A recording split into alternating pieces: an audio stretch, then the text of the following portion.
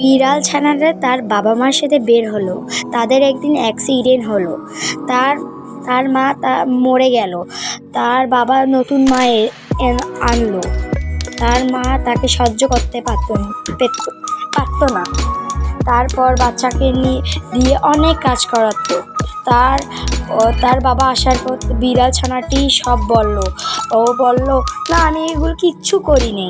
একদিন বাচ্চাটা স্কুল যাওয়ার পথে দেখলো তার মা অন্য ছেলের সাথে কিছু করছে। তার মেয়েটা এসে তার বাবাকে বললো, মা বললো না আমি কিছু করি নাই তো।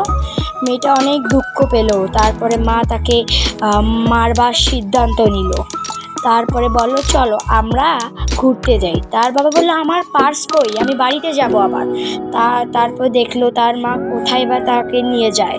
তারপরে তাকে সমুদ্রে ঢেকে দিল।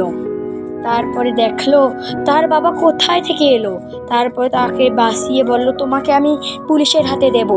এভাবে তার